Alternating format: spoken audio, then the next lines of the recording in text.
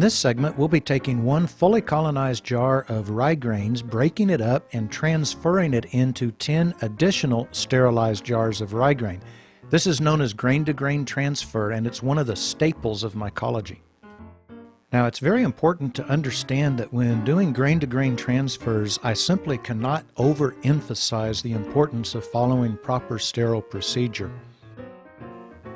Now, before we get started with the grain-to-grain transfers, I want to go over the things I did off camera before this scene even started.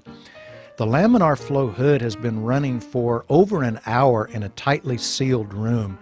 I do that in order to scrub the air of mold spores and bacteria. During that hour, I took a shower and washed my hair, brushed my teeth and used mouthwash, and then I got dressed with freshly laundered scrubs. If you don't have scrubs, simply put on freshly laundered cotton clothing. You can see I'm wearing surgical gloves and Tyvek wrist sleeves to protect my work from any bacteria-laden dead skin cells that the flow hood might knock off that would land in it. I'm wearing a surgical mask, not a dust mask. A dust mask is useless for mycology. They're designed to protect you from inhaling very large particles, such as what you would get if you were out mowing your lawn or something. A surgical mask is designed to protect a patient from the surgeon's own exhaled bacteria, so that's what you want for mycology use. I'm also wearing a hairnet. All of the surfaces have been scrubbed down with alcohol, and now it's time to go to work. Now, the first step, of course, is to very carefully inspect your grain master for any sign of contamination. This is Ganoderma oregonese, one of the reishi mushrooms, and as you can see, it looks like it's kind of splotchy, but that's just the way this mycelium grows. Other types of mycelium, such as oysters or Psilocybe cubensis, will leave your jar a solid, pure white. So it's important to know what each type of mycelium that you work with looks like so that you'll notice if anything is out of the ordinary. Well, let's get started now. You'll notice I'm going to sanitize the jars and the lids very well with alcohol. The purpose for this is so that when we open the jar, the flow hood doesn't knock any contaminants that might be on the surface into our sterilized grains.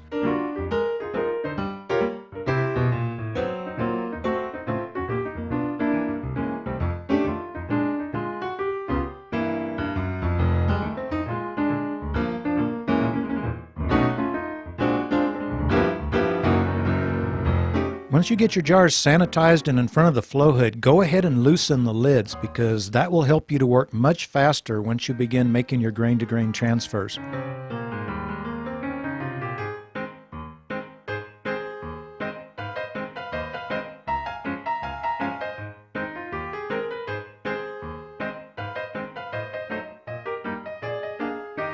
As you'll see repeatedly throughout this video, I use a fully inflated bicycle tire to break up my grain spawn, and you'll see here it only takes a few whacks on the tire and each kernel separates from each other kernel. It's a very effective way to do it.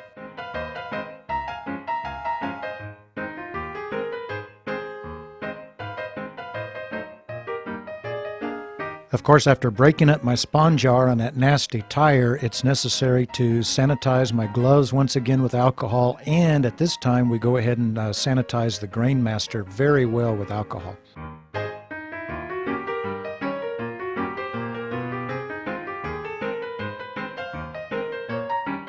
Depending on the jars you use, you might find that there's a little valley just below the lid and a rim on the glass. You want to be sure and get in there with alcohol real well because that's right near the opening and you don't want any contaminants from the air that might be stuck to that because your flow hood could very easily blow that right into your grain master or a receiving jar. Let me freeze this frame right here for just a few seconds because I want to explain this next step. You'll notice I have 4 jars lined up side by side in front of the flow hood. That's all I have room for with this small hood. But what you want to do now is remove the lid from your grain master and place it upside down on the jar just to the right of it, and remove the lid from the first receiving jar and place it upside down on the jar just to the left of that one.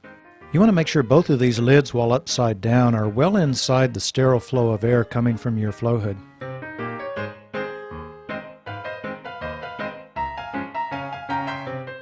Next, you simply pour and twist from the grain master into each receiving jar, and always return the lid to the receiving jar as quickly as possible after making the transfer.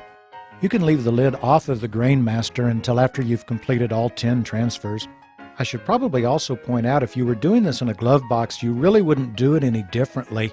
I use the flow hood because it's much more convenient to work in front of, and of course for filming it's much better because you don't have to look through the plastic walls of the glove box.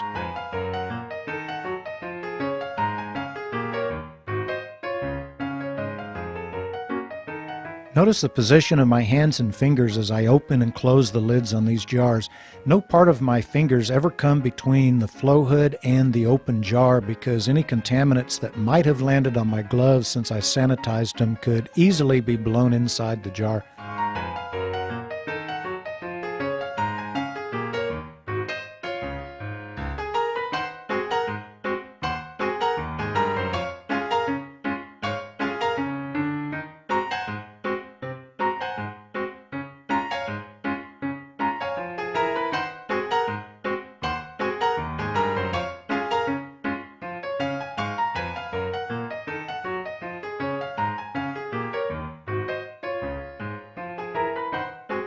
Well, that's about it. I'm sure you get the point.